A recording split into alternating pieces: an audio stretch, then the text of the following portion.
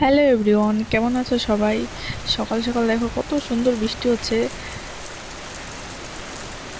সকাল সকাল বৃষ্টি দেখে তো খুব মনটা খুশি খুশি হয়ে গেল। আর আমি এখানে দেখো স্নান টান সেরে ভাত বসিয়ে দিয়েছি। তোমাদের দাদাভাই গিয়েছিলো বাজারে, বাজার থেকে চলে আসছে, আমি রান্না বসিয়ে দিলাম। এখানে ঝিঙে করেছিলাম আজকে, আর বাজার থেকে নিয়ে আসছিল দেশি মুরগি, আর হচ্ছে চিংড়ি মাছ আনছিল, চিংড়ি মাছটা রেখে দিলাম ফ্রিজে। আর এখানে দেখো মশলাগুলো আমি গুছিয়ে নিয়েছি।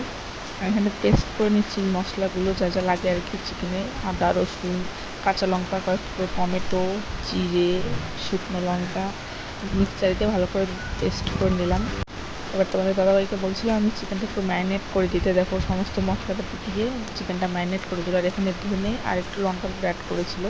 আমি আলুটা ভেজে নিয়ে ফোড়নে দিয়ে দিলাম গোটা গরম মশলা, তেজপাতা, জিরে আর পেঁয়াজটা ভালো করে ভাজা হয়ে গেলে তারপর আমি এখানে ম্যারিনেট করা চিকেনটা দিয়ে দিলাম। তারপর ঢেকে ঢেকে কয়েকবার ভালো করে কষিয়ে নিয়েছি। তারপরে এখানে কয়েক পিস টমেটো ছিল, সেটাও দিয়ে দিলাম। আর ভেজে রাখা আলুটা দিয়ে তারপরে ভালো করে কষিয়ে নিয়ে এখানে দিয়ে দিলাম গরম জল। আর আমি কয়েক পিস কষা মাংস তুলে রেখেছিলাম, কষা মাংস খেতে আমার খুবই ভালো লাগে।